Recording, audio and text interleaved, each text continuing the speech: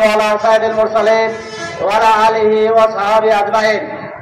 শহীদ কাফেলা মুসলিম সংগঠন বাংলাদেশ জামাত ইসলামী ধামরহাট উপজেলা শাখার উদ্যোগে কেন্দ্রীয় কর্মসূচির অংশ হিসাবে ৩৬ জুলাই গণঅভ্যুত্থানের বর্ষ উদযাপন উপলক্ষে আজকের এই মিছিল উত্তর সমাবেশের সম্মানিত সভাপতি ধামরহাট উপজেলা শাখার সম্মানিত আমির মৌলানা কামরুজ্জামান, আজকের প্রোগ্রামে বিশেষ অতিথি হিসাবে উপস্থিত আছেন বাংলাদেশ জামাত ইসলামী নওগাঁ জেলা শাখার কর্ম পরিষদের অন্যতম সদস্য জনাব এ.কে.এম. ফজলুর রহমান সহ বিভিন্ন পর্যায়ের নেতৃবৃন্দ, আমার প্রাণ প্রিয় ধামরহাটবাসী, সাংবাদিক বন্ধুগণ, প্রশাসনের দায়িত্ব নিয়োজিত বন্ধুগণ, আসসালামু আলাইকুম ওয়া রাহমাতুল্লাহ।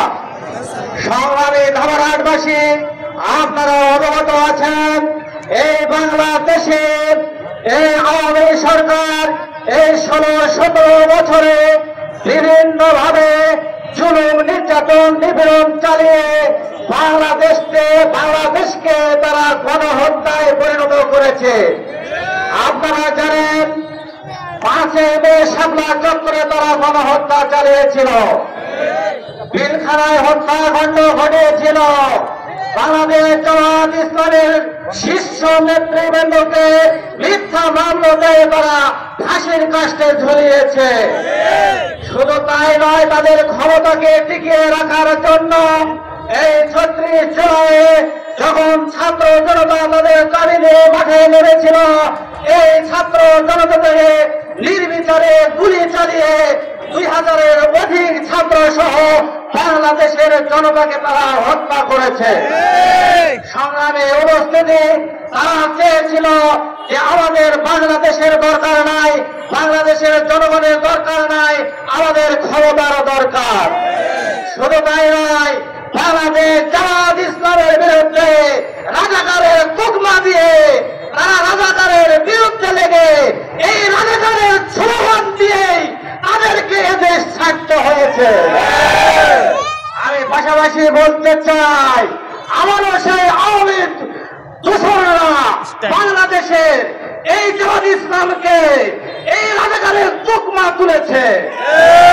আমি আপনাদের হুঁশিয়ার করতে চাই, যেই রাজাকারের তুকমা দিয়ে বাংলাদেশের এমপি মন্ত্রী থেকে প্রধানমন্ত্রীতে এদেশে জায়গা হয় নাই, সেই রাজাকারের তুকমা যদি বাংলাদেশ জামাত ইসলামকে দেওয়ার চেষ্টা করেন, আপনাদেরও এদেশে জায়গা হবে না।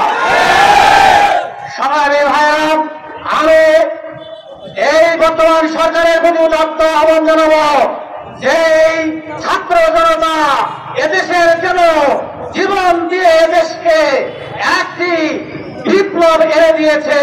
এই 36 জুলাই একটি ইতিহাসের নাম।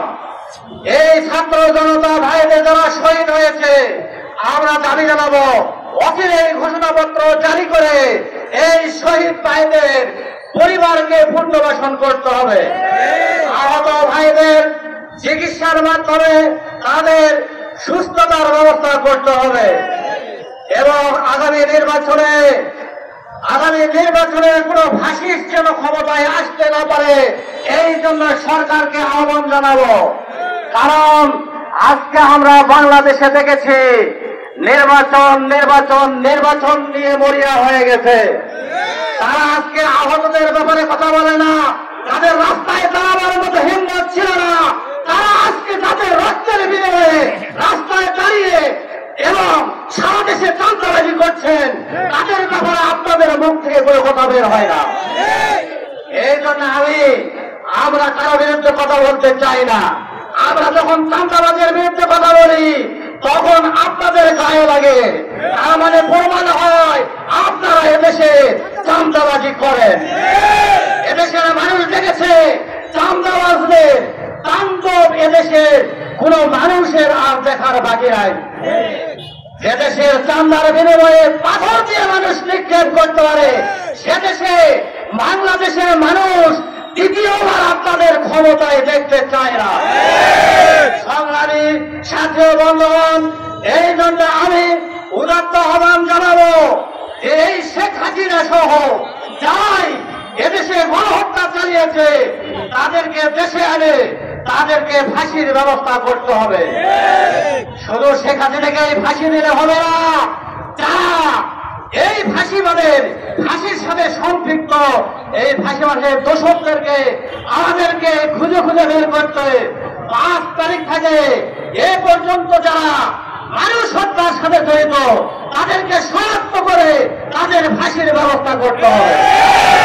সংগ্রামী সাথী ও বন্ধুগণ, এই জন্য আমরা বিগত সময়ে বরাবরই বাংলাদেশ জামাত ইসলামী ন্যায়ের পক্ষে কথা বলে এসেছে। আমরা এদেশে রাজনীতিকে পেশা হিসাবে নেইনি। বাংলাদেশ জামাত ইসলাম কর্মের পাশাপাশি আমরা রাজনীতি করি। আমরা এদেশে চাঁদাবাজি করি না, কাউকে চাঁদাবাজি করতে দেব না। টেন্ডারবাজি করি না, কাউকে টেন্ডারবাজি করতে দেব না। সংগ্রামী উপস্থিতি, কথা বললেই বলে কথায় কথায় রাজাকার, এই দেশ ছাড়, দেশটা কি তোর বাবা? সংগ্রামী উপস্থিতি, বাংলাদেশ জামাত ইসলামের কোন নেতা দেশ থেকে পালিয়ে যায় নাই। ফাঁসির মঞ্চে রশি গলায় তুলে নিয়েছে, কিন্তু এদেশ থেকে পালিয়ে যায় নাই। আবারও আমরা প্রমাণ করেছি, আমাদের আমির জামাত ডাক্তার শফিকুর রহমান চাকরি ব্লক নিয়ে হাসপাতালে ভর্তি হয়ে তিনি বিদেশে ডাক্তাররা বিদেশের চিকিৎসার জন্য যেতে বললেও তিনি বলেছেন, আমি এদেশের মানুষ, এদেশের চিকিৎসা ব্যবস্থার প্রতি আমার আস্থা আছে, এদেশেই চিকিৎসা আমি নেব। ইতিমধ্যে আলহামদুলিল্লাহ আমির জামাত জীবন মরণ সন্ধি করে এদেশের চিকিৎসা ব্যবস্থার উপরে আস্থা রেখে এদেশকে ভালোবেসে এদেশেই তিনি অপারেশন করে আজকে সুস্থ হয়েছেন আলহামদুলিল্লাহ। এটাও প্রমাণ করে বাংলাদেশ জামাত ইসলাম এদেশ ছেড়ে কোনদিন পালিয়ে যায় নাই।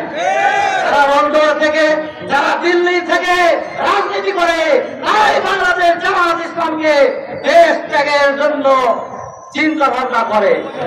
সমাজে উপস্থিতি, আমি আর কথা বলাচ্ছি না। এই জন্য আমরা বারবার বিভিন্ন ভাবে শোষিত হয়েছি, শাসিত হয়েছি।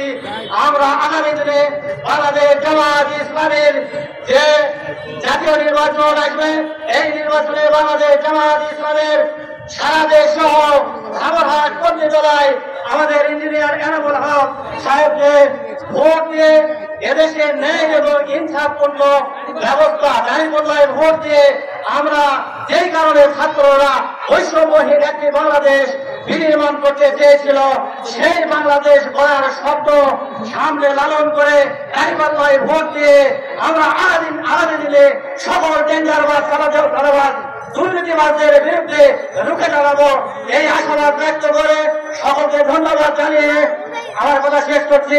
বাংলাদেশ জিন্দাবাদ, বাংলাদেশ জামাত ইসলামী জিন্দাবাদ, বাংলাদেশ ধামরহাট উপজেলা শাখা জিন্দাবাদ। আসসালামু আলাইকুম ওয়া রাহমাতুল্লাহ।